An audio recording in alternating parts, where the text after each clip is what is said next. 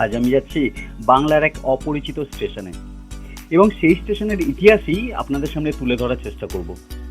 না না, একেবারে অপরিচিতও নয়। আপনারা যারা বোলপুর, শান্তিনিকেতন গেছেন অথবা তারাপীঠ গেছেন, তারা অবশ্যই যাত্রাপথে এই স্টেশনগুলিকে দেখেছেন। ঝাপটের ঢাল, নোয়াদার ঢাল, পিচকুড়ির ঢাল, কি মনে পড়ছে? ধুধু প্রান্তরের মাঝে এইসব অদ্ভুত নামের নির্জন স্টেশন। সত্যি কথা বলুন তো, একবারও কি মনে হয়নি এই নির্জন স্টেশনগুলিতে নেমে দেখতে? ওই লাল রঙের আঁকাবাঁকা রাস্তা যা চলে গেছে নাম না জানা কোনো গ্রামের উদ্দেশ্যে, একবারও কি মনে হয়নি সেই রাস্তাগুলো দিয়ে একবার হেঁটে গেলে কেমন হতো? কিন্তু এক্সপ্রেস ট্রেন হুঙ্কার ছেড়ে ধুলো উড়িয়ে চলে গেছে এইসব স্টেশনকে উপেক্ষা করে। ইচ্ছে থাকলেও উপায় হয়নি। কিন্তু আজ আমি প্রতিজ্ঞাবদ্ধ। সকালবেলায় ঠিক করে নিয়েছি আজ নামবই এই স্টেশনগুলির একটিতে। আর তাই তো সাত সকালে লোকাল ট্রেনে করে বর্ধমান এবং সেখান থেকে আবার লোকাল ট্রেন ধরে এই তিন ঢালের মধ্যমণি অর্থাৎ নোয়াদার ঢালে এলাম। এখন আমি যেই জায়গাটায় এসে পৌঁছেছি এই জায়গাটির নাম নোয়াদার ঢাল। নোয়াদার ঢাল নাকি নোয়াদার ঢাল, আসলে এই জায়গাটির নামকরণ নিয়ে একটা খুব মজাদার গল্প আছে, আর আজকের ভিডিওতে আমি আপনাদের সেই গল্পটি শোনাবো। নোয়াদার ঢাল নামটা একটু অন্যরকম লাগছে না?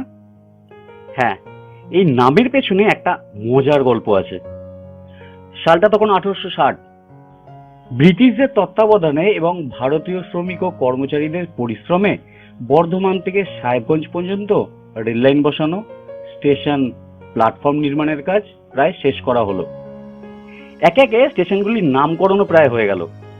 গুসকরা, বোলপুর, ভেদিয়া, বনপাস, ঝাপটের ঢাল, পিচকুড়ির ঢাল, আহমেদপুর ইত্যাদি।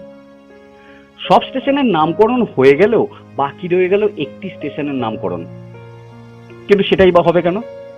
স্টেশন যখন আছে নাম তো তার একটা দিতেই হবে, নামহীন স্টেশন তো আর হয় না। তখন ওই নামহীন স্টেশনের এক দেশীয় কর্মচারী উপস্থিত হলো রেলেরই এক উচ্চপদস্থ ইংরেজ সাহেবের কাছে এবং কিন্তু কিন্তু করে বলল, সাহেব স্টেশন তো হলো, কিন্তু স্টেশনের যে একটা নাম দিতে হবে, স্টেশনের কি নাম হবে যদি একটু বলেন। ইতিমধ্যে এই স্টেশনের আগেও পরে দুটি স্টেশনের নাম ঝাপটের ঢাল এবং পিচকুড়ির ঢাল দিয়ে দেওয়া হয়েছিল। আর এই ঢাল শব্দটির প্রতি সাহেবের একটা বিরক্তিভাব চলে এসেছিল। তাই সাহেব অত শত না ভেবে দেশীয় কর্মচারীটিকে বলে দিল, এনিথিং বাট নো আদার ঢাল প্লিজ। সাহেবের কথা শুনে কর্মচারীটি যা বোঝার বুঝলো এবং ঘরের বাইরে চলে গেল।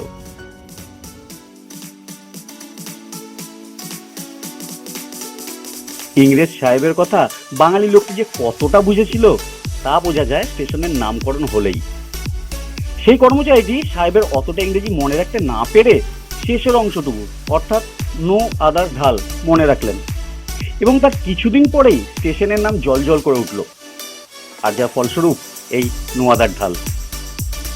এরপর সেই কর্মচারীটি ঠিক কি হয়েছিল তা আমাদের জানা নেই। তবে হ্যাঁ, এই গল্পের সত্য মিথ্যা বিচার করতে যাবেন না, তাহলে গল্পের মজাটাই হারিয়ে যাবে।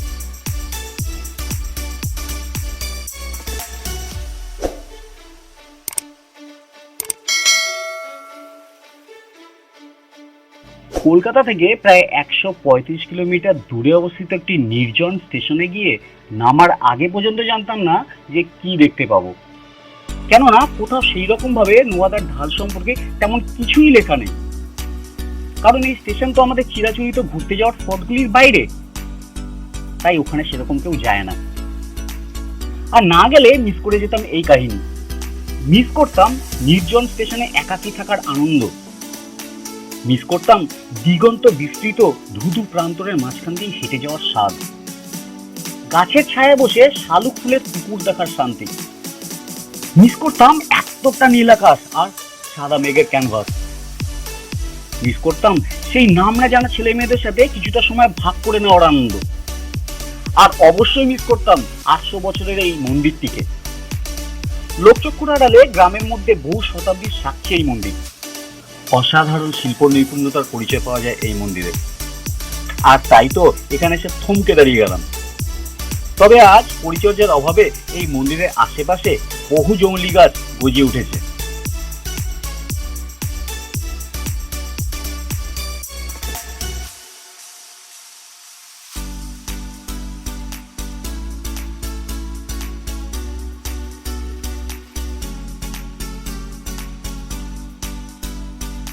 বহু ইতিহাসের সাক্ষী ভগ্নপ্রায় এই অসাধারণ কারুকার্যের মন্দির দেখে বাড়ি ফেরার পথ ধরলাম।